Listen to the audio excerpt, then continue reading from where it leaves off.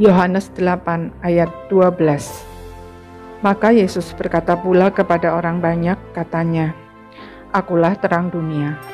Barang siapa mengikut aku, ia tidak akan berjalan dalam kegelapan, melainkan ia akan mempunyai terang hidup." Zaman ini sering disebut era post-truth. Zaman di mana orang tidak peduli lagi dengan benar dan salah. Pokoknya diberitakan dengan heboh, banyak yang memposting sudah dianggap benar. Lalu ikut-ikutan memposting tanpa menelusuri lebih dulu apakah berita tersebut valid dan layak untuk disebarkan. Akibatnya setiap detik ribuan berita hoax beredar di seluruh dunia, membentuk opini yang menyesatkan, yang mungkin memang sengaja diciptakan demi kepentingan pihak-pihak tertentu. Bahkan tidak jarang dipakai untuk menimbulkan ketakutan sehingga terjadi chaos yang bisa dimanfaatkan untuk merebut kekuasaan. Semua itu diperparah dengan adanya natur dosa yang membutakan, sehingga orang tidak sadar bahwa dirinya sedang diperalat untuk menghancurkan orang lain, bahkan menghancurkan dirinya sendiri. Alkitab menunjukkan bahwa hal-hal semacam itu bukan barang baru. Apa yang terjadi hari ini hanya merupakan perkembangan dari apa yang sejak manusia jatuh ke dalam dosa sudah ada. Hanya semakin diperparah dengan kemajuan teknologi yang luar biasa akhir-akhir ini. Perkembangan teknologi memang baik jika digunakan untuk hal-hal positif. Tetapi jika berada di tangan yang salah, akan mengakibatkan bencana yang bisa jadi melampaui kemampuan manusia untuk menangani akibatnya.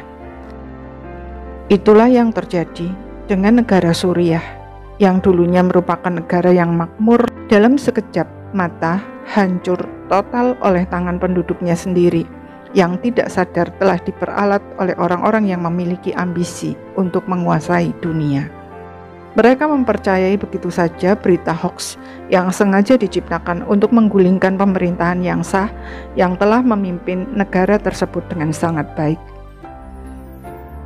Sangat mengerikan karena natur dosa yang membutakan itu membuat orang yang mempelajari Alkitab pun belum tentu menyadari apa yang sedang terjadi dan bisa jadi terjebak di dalamnya.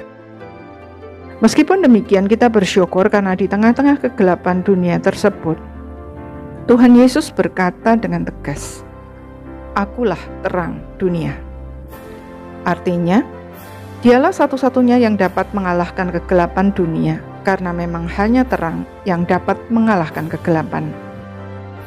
Hanya dengan memberi diri untuk diterangi olehnya, kita dapat melihat segala sesuatu dengan jelas, sehingga kita terhindar dari hal-hal yang berpotensi menghancurkan diri sendiri dan orang lain.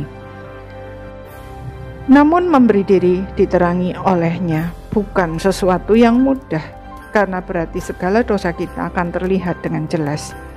Lagi pula, terang itu menuntut komitmen untuk meninggalkan semua itu dan bertobat.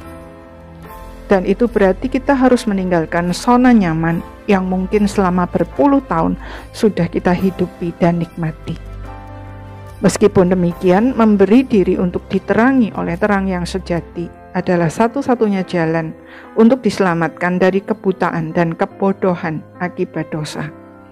Dengan demikian kita terhindar dari jebakan si jahat untuk dipakai menjadi alat penghancur, sekaligus dapat dipakai Tuhan menjadi alat kebenaran.